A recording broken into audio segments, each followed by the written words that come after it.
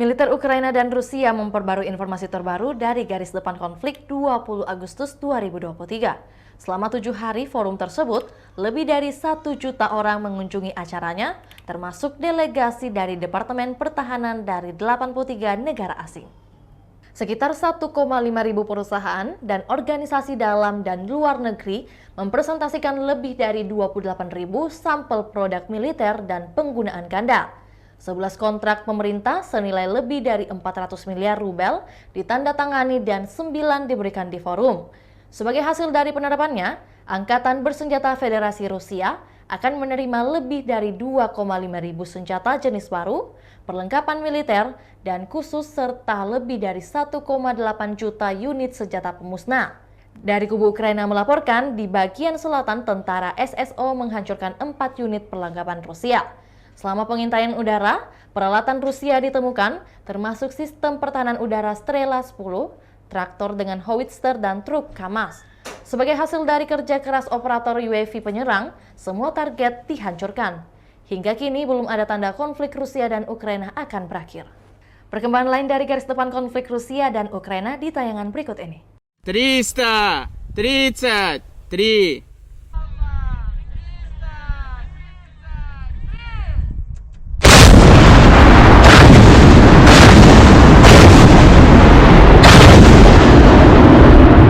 Angkatan Bersenjata Federasi Rusia melanjutkan operasi militer khusus tanggal 20 Agustus. Di arah Zaporozhye, pasukan Rusia didukung artileri berhasil menghalau 8 serangan yang diluncurkan musuh di dekat Rabotino dan Verbovoye, wilayah Zaporozhye.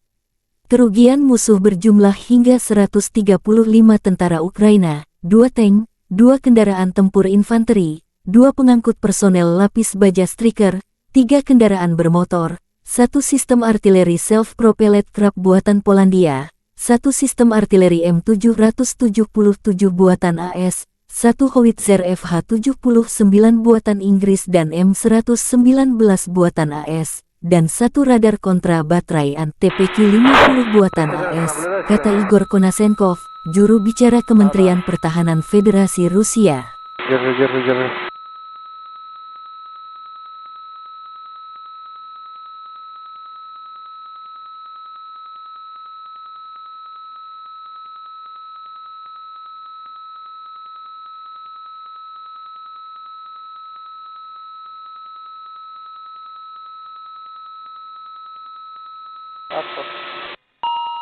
Крен велик.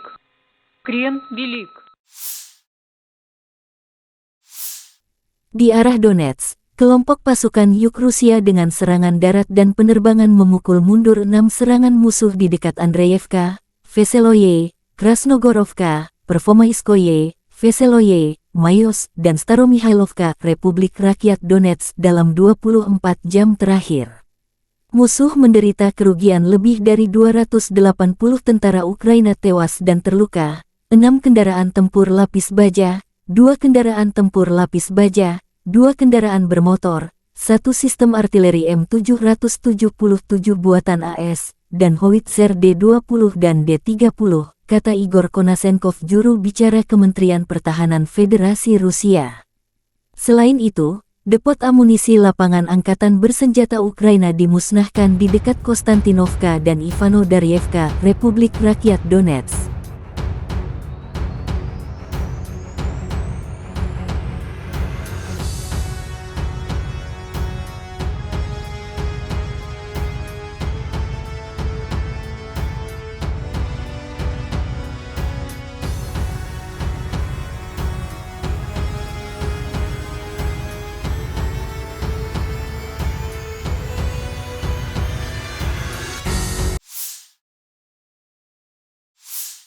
Penerbangan operasional taktis dan Angkatan Darat, pasukan rudal dan artileri kelompok pasukan Angkatan Bersenjata Federasi Rusia menggempur prajurit, tenaga kerja dan peralatan militer musuh di 153 area selama sehari terakhir. Sistem pertahanan udara Rusia mencegat 3 proyektil Himara dan menembak jatuh 1 rudal anti-radiasi HAM, kata Igor Konasenkov, juru bicara Kementerian Pertahanan Federasi Rusia. Selain itu, 23 kendaraan udara tak berawak angkatan bersenjata Ukraina ditembak jatuh di garis depan, di antaranya dekat Novopetrikovka, Zaitsevo, Yakovlivka, Pavlovka, Semigorsk, Republik Rakyat Donetsk.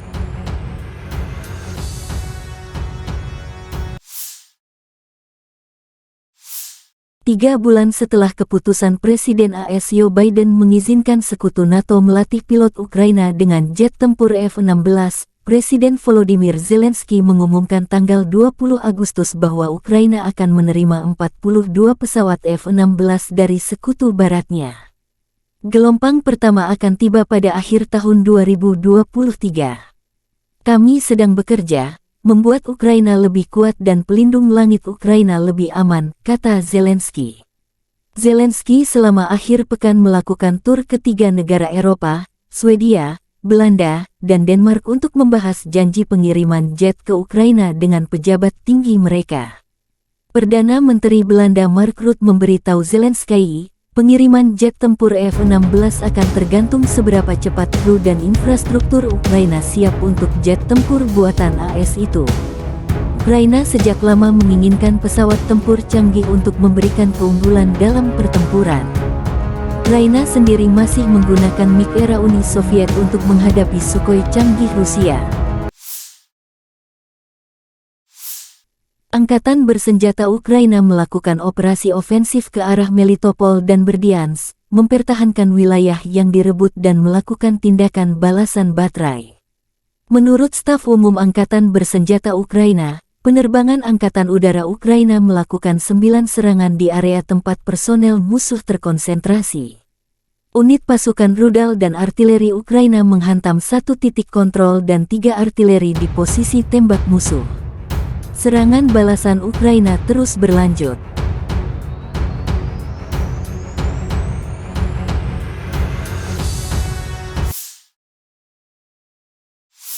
Angkatan Bersenjata Ukraina melaporkan tanggal 20 Agustus bahwa Rusia total kehilangan 257.470 tentara di Ukraina sejak awal invasi skala penuh tanggal 24 Februari tahun 2022.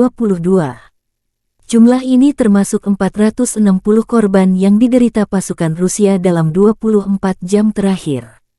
Menurut laporan Staf Umum Angkatan Bersenjata Ukraina, Rusia juga kehilangan 4.3406 tank, 8.435 kendaraan tempur lapis baja, 5.245 sistem artileri, 717 sistem peluncuran roket ganda, 489 sistem pertahanan udara, 315 pesawat terbang, 316 helikopter, 4.304 drone, 18 kapal, 7.680 kendaraan dan tangki bahan bakar serta 790 peralatan khusus.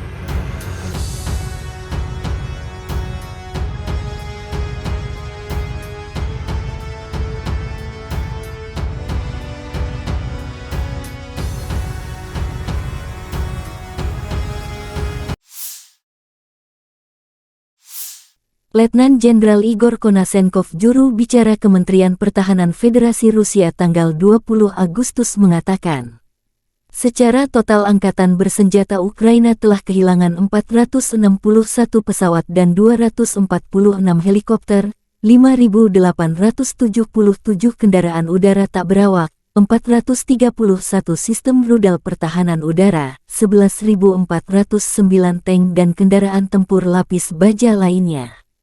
Juga 1.144 kendaraan tempur yang dilengkapi dengan MLRS, 5.951 meriam dan mortir artileri lapangan, serta 12.334 unit peralatan militer khusus telah dihancurkan selama operasi militer khusus berlangsung.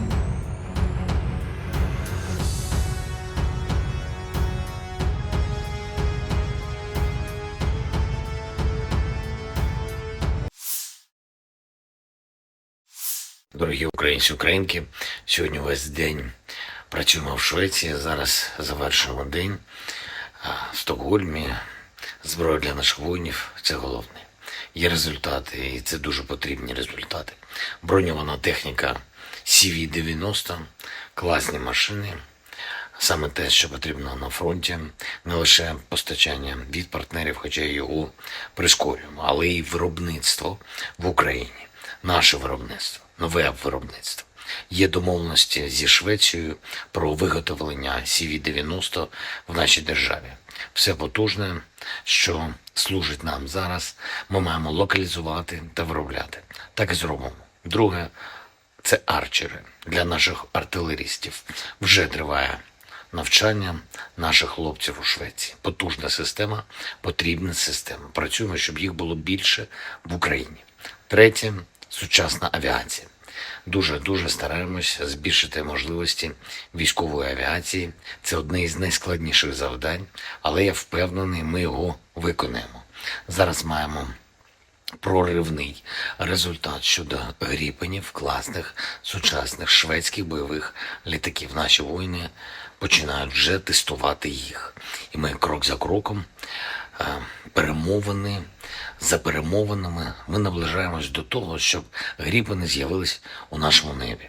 Сьогодні говорив, зокрема, про це із паном прем'єр-міністром Швеції, з представниками шведських парламентських партій. Дякую за розуміння наших потреб. Працюємо над початком етапу із тренуванням наших хлопців на Гріпенах. Деталі ми обговоримо. Була сьогодні хороша і змістовна аудієнція у короля Швеції Карлом XVI Густавом та королевою Сільвією. Був у них разом з Оленою.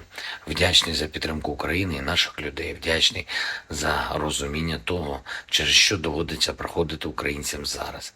Сьогодні різні лідери, представники держав, міжнародних організацій засудили черговий, надзвичайно підлий російський удар по Україні, по нашому Чернігову. Я вдячний кожному і кожній в світі, хто сьогодні висловив співчуття Україні, нашому народу. На жаль,